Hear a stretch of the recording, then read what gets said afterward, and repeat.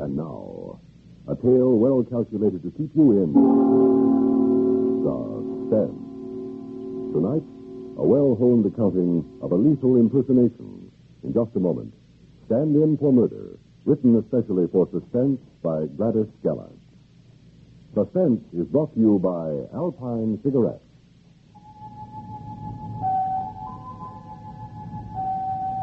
What's it like to smoke an Alpine? Well, it's like many fresh little things you enjoy. It's like the sight of water from a garden sprinkler sparkling in the sun. Like the breeze through a hammock in the shade of the trees. Like walking out of a stuffy house into the cool of the evening. That's what it's like to smoke an Alpine. Alpine is completely different from the sort of smoking you may be used to. Alpine has a kind of morning dew freshness to it. A clear, open, completely unmistakable kind of taste, pack after pack. If this sounds good to you, try Alpine Filter Cigarettes.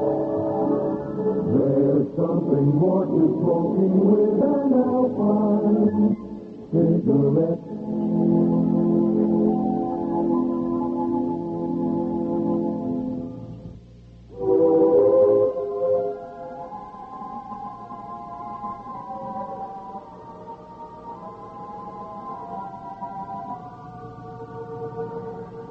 Answer. Kay, answer. Jim, I can't. I'm afraid. My voice, it isn't her voice. Will you answer it? Please, Kay, you've got to prove that Laura Morgan is still alive. Oh, it stopped. Oh, thank God. Jim, this is agony. When that phone rings, I freeze. I can't talk. Kay, listen to me. Laura's friends have to think she's leaving for Europe, and they have to hear it from her. Her voice, I can't remember how it's supposed to sound. Don't you want... Play the tape again. That last show she did. Okay. We'll play the tape again. We've gone over it and over it and over it. Starring Ralph Foreman as Phil, Listen, will you please? and Laura Morgan as Ruth. Pay particular attention to her. Be quiet, All right. listen. Still, Jack, Ruth dismayed but determined. Even for the fateful words they exchanged. Listen. Talk over. All right. We're the lovely time. Ruth, will I see you again? What about Marion? Is it that? What about it? The party's over. Lighthouse. It was just into a reflection. Bridget. Only. I have to leave. Of course. All right. Now let's try it. Now say, I have to leave. I have to leave. No. Pitch your voice higher. I have to. Jim, it's no use. I can't do it. Okay, you've got to. It's our only chance. Do you understand? Our only chance.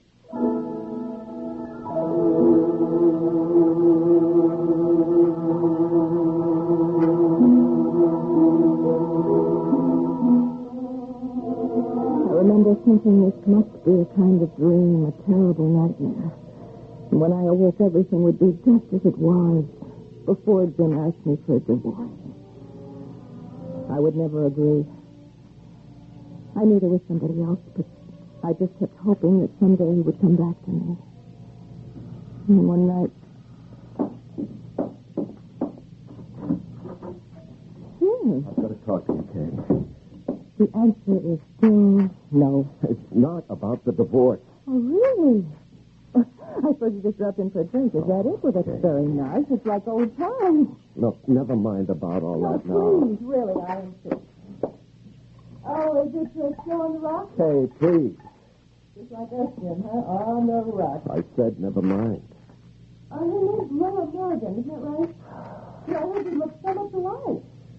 Oh, yes, I could give you a detailed description. You know, people that talk and all that jazz. Okay, let up, will you? Laura Morgan, tall, blonde, sometime actress, but full-time girlfriend.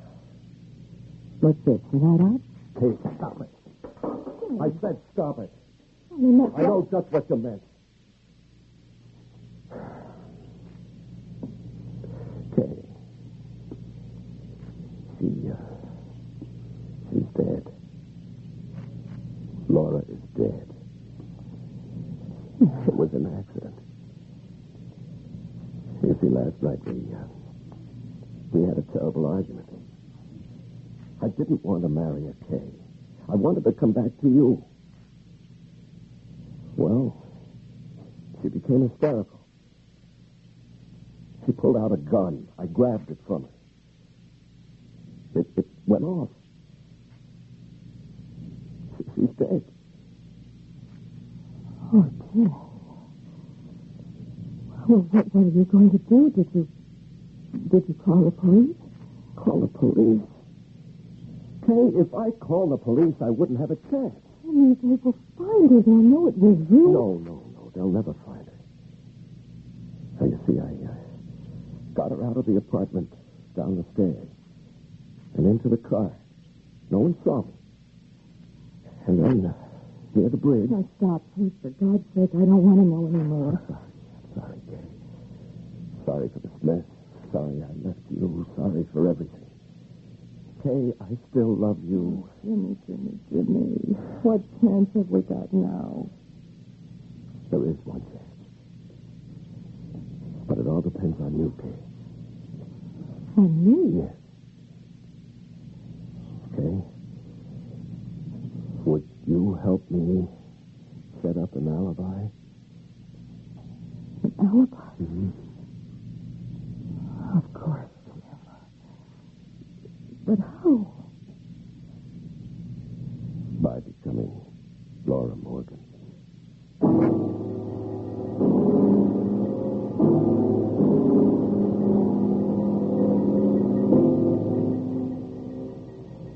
$12 later, in a two-room apartment on a quiet street in the West 60s, I became Laura Morgan.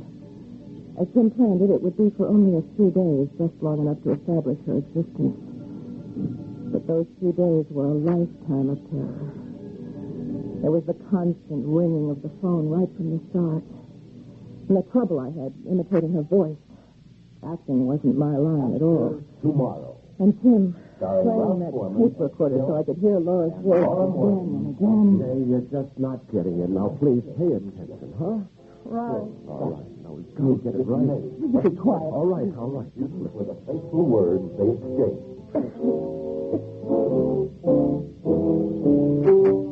It was a lovely party, Jim. Up and down. All right. What about Norman? What about it? The party is over. Right on. It was just beginning. Ending. You hear that? I can see. Of course. The phone is driving me crazy. All right, answer it. I'll take the tape off. No, let it ring. Don't be a fool, Kay. Answer it. Hello? Are you the lady in apartment 4A?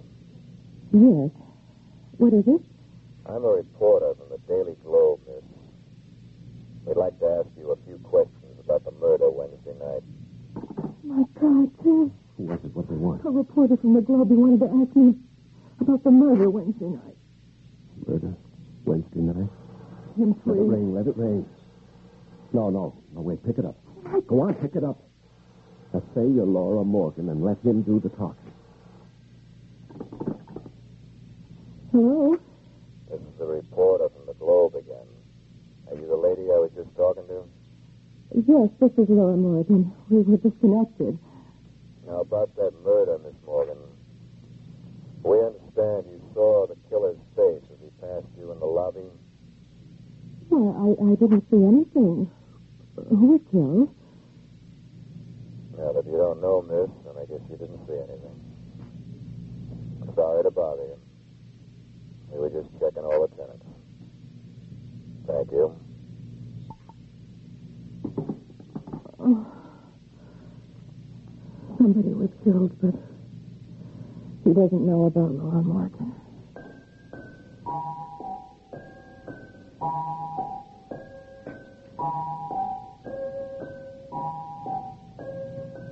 Somehow I carried it off. Somehow I went on to establish the fact that Laura Morgan was still alive. The next day.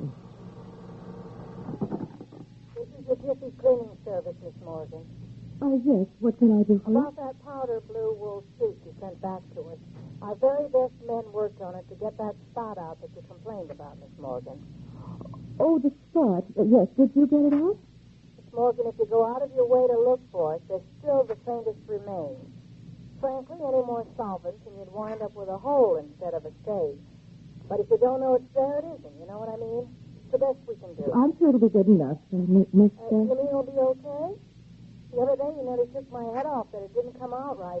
Even when I explained there's just some things that you don't Yes, we'll just send it right back today, please. Oh, yeah, sure. Right away, within the hour.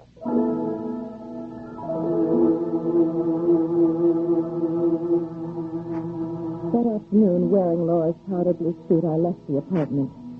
My heart skipped a beat when I saw the doorman looking my way. I hurried past him, my face turned away. Afternoon, Miss Morgan. A lovely day it is. That's right.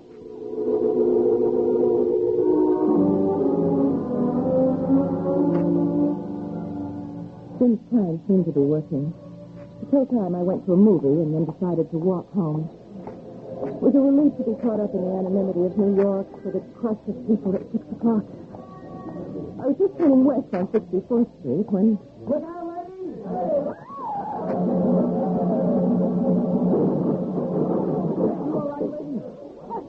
What's happened? What was it? Block of concrete, a cornice or something. Fell right from the top of that brownstone there. By an inch, you better call a policeman. No, please, I'm sorry, really. You ought to file a complaint, lady. You could have been killed. No, I have to hurry. I'm very late. Hey, lady. Well, you never can figure a dame. Here she's almost killed, and she has to hurry because she's late for her hair appointment.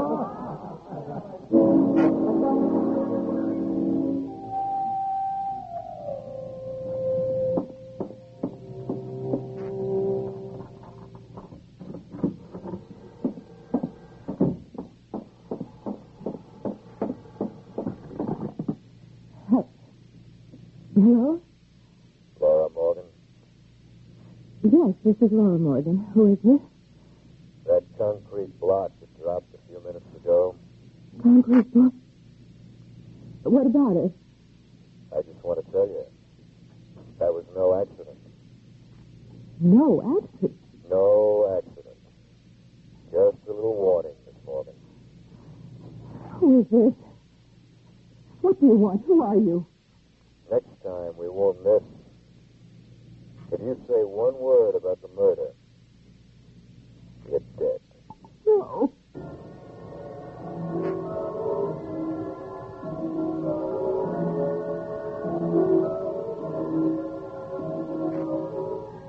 I stood there trembling in the darkness of the room. The crash of concrete on the pavement, the ominous, threatening voice on the telephone still ringing in my ears. Oh, I wanted to scream out, Laura Morgan is dead. But I had to protect Jim's alibi.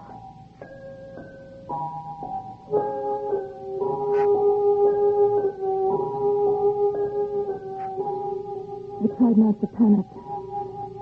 I asked myself, if I were Laura Morgan, what would I do? I would call the police and tell them someone was threatening to kill me. Why not? Jim would still be safe. He needed a live alibi, not a dead one. I reached for the phone.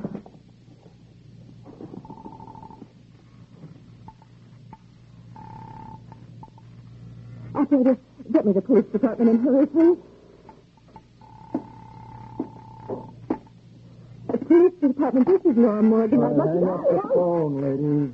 You hear what I said on the phone, Miss Morgan? One word about the murder, you're dead. What do you... What do you want? Look, I'm not Laura Morgan. You're making a very big mistake. She's dead.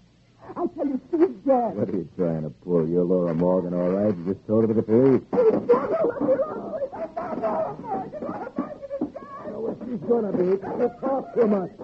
It's out the window for you. It's a case of suicide. What?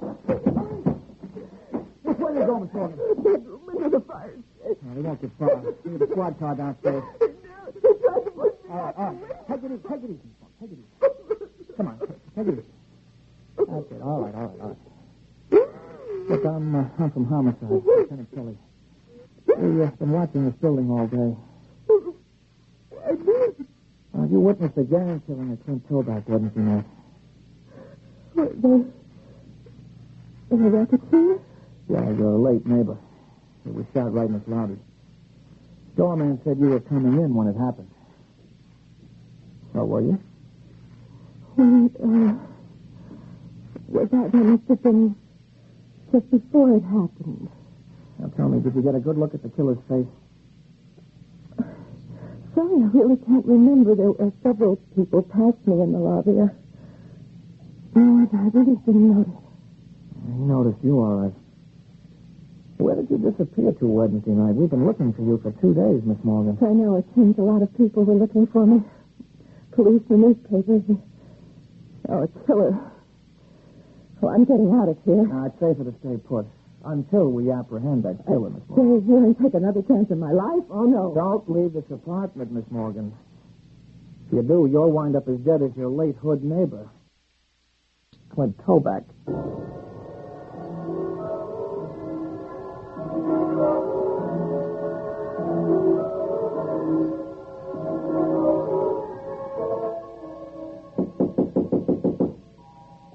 Who is this? It's me, Jim. Oh, Jim. As soon as I could. What happened, Kay? I couldn't make out what you were saying on the phone. Oh, my God, you look awful. Someone tried to kill me. What? I was almost killed. All right. Now, who? I don't understand. Laura Morgan witnessed a murder right here in this lobby Wednesday night. Did she say anything to you about it? Oh, we had other things to talk The about. killer is after her, even if she didn't see his face, if he thinks she can identify him. If she didn't know. All right. Now, look, you've got to get out of here, Kay. Now, you start packing. I'll try to get you on a plane tomorrow night. Now, wait a minute. The police said I can't go anywhere until they catch the killer. Police? They said I'd be safer here. They're watching this building. Police? Kay, are you out of your mind and you get me over here? Jim, I had to. Don't you see? You've got to tell them the truth. Now you've got to tell them Laura Morgan is dead. Tell them? Why, and ruin my life, our life, Kay? Jim, what is the matter with you? You didn't commit murder.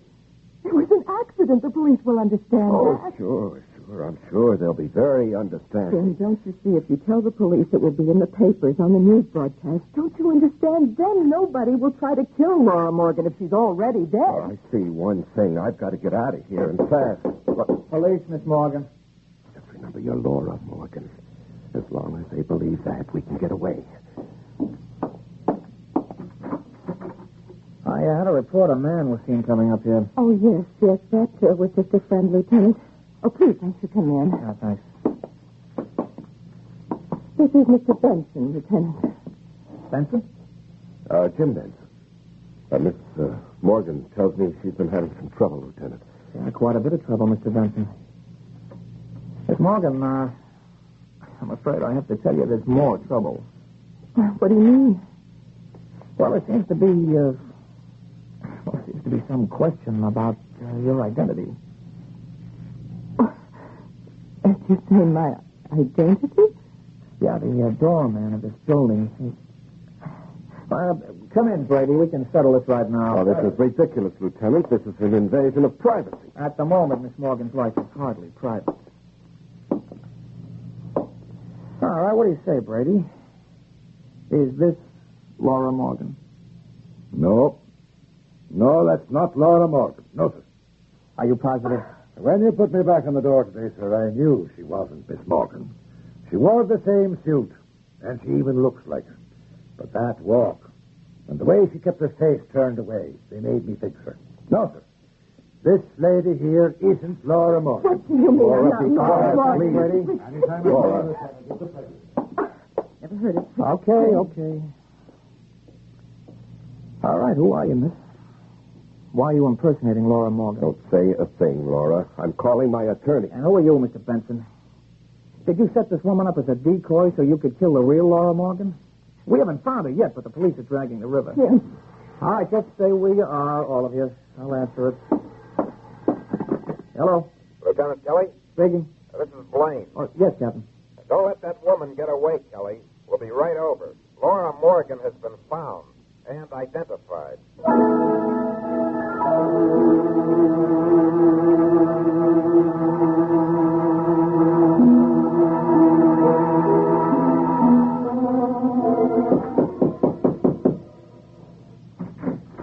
come on in, Captain. This the woman, Kelly? Well, this is the lady who says she's Laura Morgan, Captain. It's very interesting. And the man? I'm Jim Benson. May I ask what you're doing here before I call my attorney? Certainly, Mr. Benson. I just came around to introduce Laura Morgan to Laura Morgan. What? Okay, Mac. Bring her in.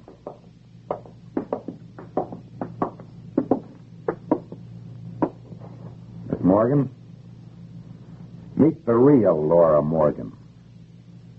I don't understand, Jim. You said she was dead. Laura, are you all right, Laura? Yes, darling. But, Tim, my timing was off as usual. I guess I was at the wrong place at the wrong hour. I did just what you said Wednesday night, but they managed to find me. Jim, you knew she was alive. You knew somebody wanted to kill her, and you made me take her place. And you botched it. Just as you botched your marriage, Kay Benson. Jim, you said you killed her. You said you wanted me. You said Never mind what I said, Kay. And that's a fact. We want to know exactly what you said, Mr. Benson. God, you wanted me to be killed. You wanted me to be killed so you could marry her. I begged you. I pleaded with you for a divorce, Kay. And when she wouldn't give it to you, you set your wife up as a target for Laura Morgan's killer. Oh, Jim, how could you? Take him to headquarters, Kelly. This is really one for the books. A stand-in for murder.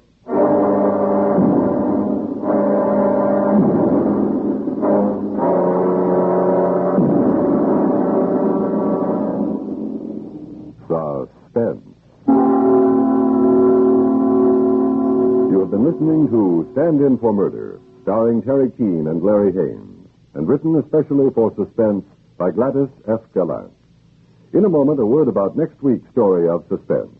First, let's listen to Gary Moore and Durward Kirby. Wait a minute now. It's a what? Net Alert. It was developed by CBS Laboratories to alert each CBS radio network affiliated station by means of inaudible impulses from New York. Now, these impulses, in turn, activate certain electronic equipment in the affiliate studios and tell them that CBS Radio is about to break in with an important message. When CBS News scoops all other media on a story, as often happens, pardon the bragging, but it's true, a technician in New York dials a number on something that looks like your telephone dial.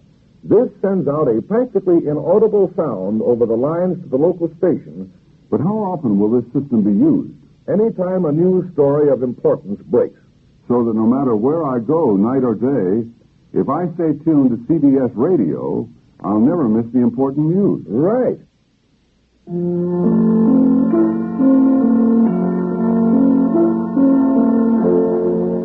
Suspense is produced and directed by Fred Hendrickson. Music supervision by Ethel Huber. Heard in tonight's story were Claire Neeson, Ivo Francis, Bob Reddick, Tony Darnay, Bill Lipton, Jack Grimes, and Joseph Julian. Listen again next week when we return with Formula for Death, written by Jonathan Bundy. Another tale well calculated to keep you in